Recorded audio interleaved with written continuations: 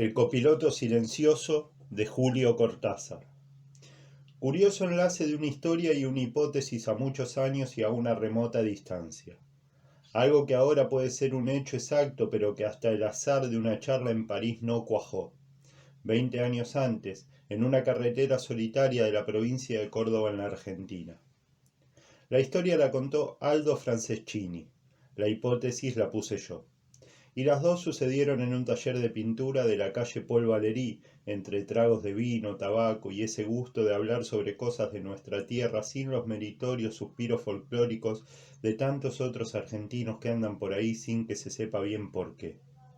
Me parece que se empezó con los hermanos Gálvez y con los Álamos de Uspallata.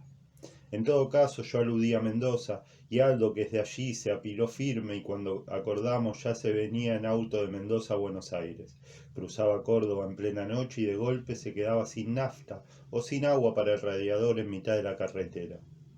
Su historia puede caber en estas palabras. Era una noche muy oscura en un lugar completamente desierto y no se podía hacer otra cosa que esperar el paso de algún auto que nos sacara de apuros. En esos años era raro que en tramos tan largos no se llevaran latas con nafta y agua de repuesto. En el peor de los casos, el que pasara podría levantarnos a mi mujer y a mí hasta el hotel del primer pueblo que tuviera un hotel. Nos quedamos en la oscuridad, el auto bien arrimado a la banquina, fumando y esperando. A eso de la 1 vimos venir un coche que bajaba hacia Buenos Aires y yo me puse a hacer señas con la linterna en mitad de la carretera.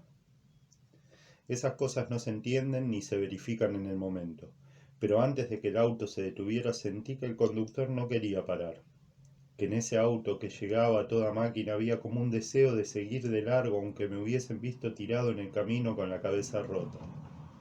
Tuve que hacerme a un lado a último momento porque la mala voluntad de la frenada se lo llevó 40 metros más adelante. Corrí para alcanzarlo y me acerqué a la ventanilla del lado del volante. Había apagado la linterna porque el reflejo del tablero de dirección bastaba para recortar la cara del hombre que manejaba. Rápidamente le expliqué lo que pasaba y le pedí auxilio, y mientras lo hacía se me apretaba el estómago porque la verdad es que ya al acercarme a ese auto había empezado a sentir miedo. Un miedo sin razón, puesto que el más inquieto debía ser el automovilista en esa oscuridad y en ese lugar. Mientras le explicaba la cosa miraba dentro del auto. Atrás no viajaba nadie, pero en el otro asiento delantero había algo sentado. Te digo algo por falta de mejor palabra y porque todo empezó y acabó con tal rapidez que lo único verdaderamente definido era un miedo como no había sentido nunca. Te juro que cuando el conductor aceleró brutalmente el motor mientras decía "no tenemos nafta" y arrancaba al mismo tiempo, me sentí como aliviado. Volví a mi coche.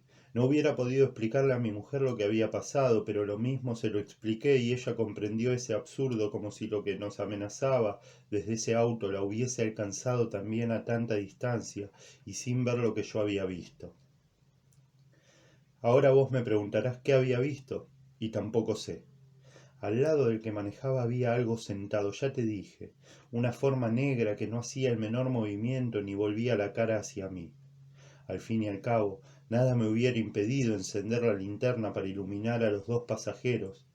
Pero decime por qué mi brazo era incapaz de ese gesto, por qué todo duró apenas unos segundos, por qué casi le di gracias a Dios cuando el auto arrancó para perderse en la distancia, y sobre todo, por qué carajo no lamenté pasarme la noche en pleno campo hasta que al amanecer un camionero nos dio una mano y hasta unos tragos de grapa.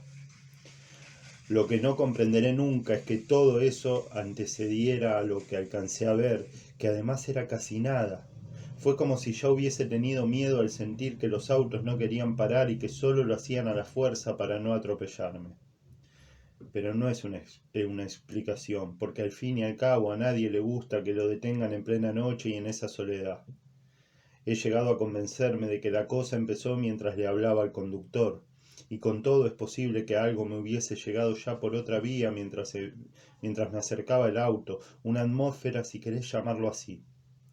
No puedo entender de otra manera que me sintiera como helado mientras cambiaba esas palabras con el del volante, y que la entrevisión del otro, en el que instantáneamente se concentró el espanto, fuese la verdadera razón de todo eso. Pero de ahí a comprender, Era un monstruo, un tarado horripilante que llevaban en plena noche para que nadie lo viese, un enfermo con la cara deformada o llena de pústulas, un anormal que irradiaba una fuerza maligna, un aura insoportable. No sé, no sé, pero nunca he tenido más miedo en mi vida, hermano. Como yo me he traído conmigo 38 años de recuerdos argentinos bien apilados, la historia de Aldo hizo clic en alguna parte y la IBM se agitó un momento y al final sacó una ficha con la hipótesis, quizá con la explicación. Me acordé incluso de que yo también había sentido algo así la primera vez que me habían hablado de aquello en un café porteño, un miedo puramente mental como estar en el cine viendo Vampire. Tantos años después, ese miedo se entendía con el de Aldo, y como siempre ese entendimiento le daba toda su fuerza a la hipótesis. Lo que iba esa noche al lado del conductor era un muerto, le dije. Curioso que nunca hubieras oído hablar de la industria del transporte de cadáveres en los años 30 y 40, en especial tuberculosos que morían en los sanatorios de Córdoba y que la familia quería enterrar en Buenos Aires. Una cuestión de derechos federales o algo por el estilo volvía carísimo el traslado del cadáver. Así nació la idea de maquillar un poco al muerto, sentarlo junto al conductor de un auto y hacer la etapa de Córdoba a Buenos Aires en plena noche para llegar antes del alba a la capital. Cuando me hablaron del asunto sentí casi lo mismo que vos.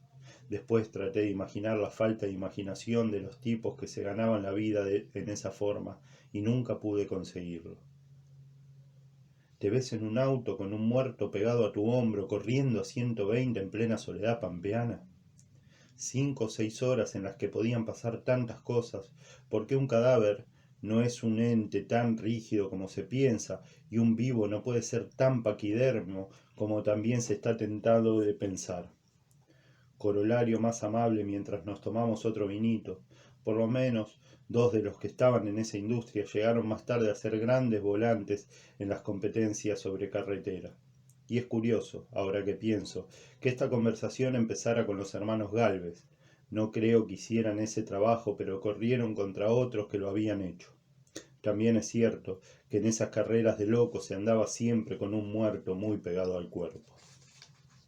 El copiloto silencioso de Julio Cortázar.